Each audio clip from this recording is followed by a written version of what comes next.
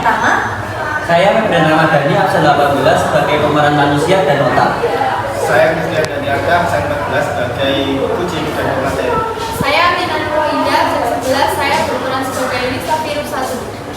Saya Jessica Nur Aini, absen 51 sebagai Lisa Virus 2. Saya Naga Putri, absen 9 sebagai Lisa Virus 3. Saya Faizana Lingkasih, absen 16 sebagai Amigdala. Saya Aina Khairunisa, absen 3 sebagai otot kerongkongan.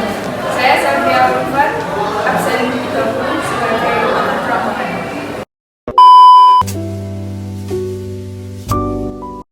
Ceritanya, ini adalah virus penyebab rabies yang sedang berinkubasi dan dia bernama Lisa virus. Akhirnya aku bangkit juga. Sepertinya aku ada di dalam tubuh manusia. Waktunya beraksi. Dengarkan aku baik-baik. Sekarang kita ada di tubuh manusia.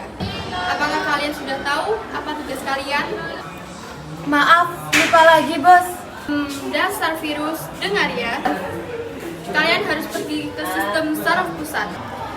Sistem saraf pusat ada di mana sih? Sistem saraf pusat itu ada di otak dan tulang belakang. Kalian pergi ke otak dan acak-acak sistem limbik yang ada di dalam otak.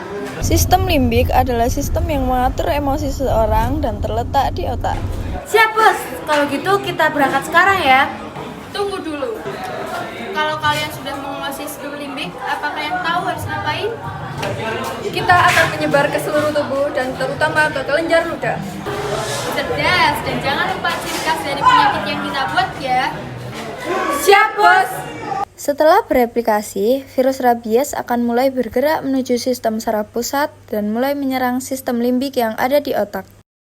Dia adalah amigdala, salah satu bagian otak yang termasuk dalam sistem limbik yang terdapat pada otak. Dia berperan dalam proses emosi. Siapa kalian? Kami virus penyebab rabies, Bang. Apa? Rabies? Mulai saat ini, kami penguasa tempat ini ya, Bang. Pada tahap ini, rabies sudah masuk pada stadium sensorik, di mana penderita rabies mulai merasakan emosi yang tak tertentu, seperti panik, cemas, mudah marah, dan lain-lain. Bro, sekarang kamu bisa pergi. Oke, siap. Bro, aku pergi ke kelenjar ludah sekarang ya. Oh, jadi ini kelenjar ludah. Wahai kelenjar ludah, keluarkan air liur sebanyak-banyaknya. Virus rabies akan menyerang kelenjar ludah dan menyebabkan penderita mengalami hipersalivasi yang membuat penderita mengeluarkan banyak air liur dari mulutnya. Siapa kamu? Aku adalah virus penyebab rabies. Mau apa kamu di otot kerongkongan? Aku mau bikin kalian berkontraksi. Ketika virus rabies sudah menyerang otot kerongkongan, ini akan menyebabkan kekakuan di otot kerongkongan. Sehingga penderita akan kesulitan menelan dan akan mengalami sesuatu yang mengerikan yang disebut hidrotopia. Inilah yang menjadi ciri khas penyakit rabies yang menyebabkan penderita mengalami ketakutan terhadap air. Hipersalivasi dan hidrofobia menunjukkan penderita rabies sudah mengalami masuk pada stadium eksitasi. Guys, kalian tahu nggak sih? Seseorang yang terkena virus rabies 99,9% meninggal karena telat penanganannya. Kita kasih sharing nih. Agar kalian selamat dari rabies, hal pertama yang harus dipahami, virus rabies bukan hanya menular dari liur anjing saja ya. Ingat, tidak dari liur anjing saja, tapi bisa jadi dari kucing, monyet, atau kelawar, dan hewan mamalia lainnya. Pahami ciri-ciri hewan sekitar yang terjangkit rabies.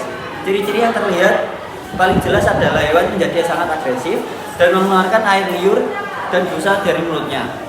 Lalu, virus rabies tidak hanya masuk melalui luka, tapi bisa juga masuk melalui mata, hidung, dan mulut. Nah, setelah kita membahas apa itu virus rabies, lalu kita akan membahas lagi cara penanganan dari seseorang yang terkena virus rabies. Nah, di sini saya akan menjelaskan bagaimana penanganan yang harus dilakukan apabila seseorang terjangkit virus rabies. Katakanlah orang itu tergigit oleh hewan yang sudah terjangkit virus rabies seperti anjing mungkin atau kucing. Nah, hal pertama yang harus dilakukan adalah mencuci bagian yang tergigit dengan air mengalir selama kurang lebih 5-10 menit cukup. Kemudian setelah itu keringkan, Lalu bersihkan lagi lukanya dengan alkohol yang kadarnya 70%-an. Jika sudah melakukan pembersihan, segera kunjungi ke dokter untuk melakukan pengecekan selanjutnya.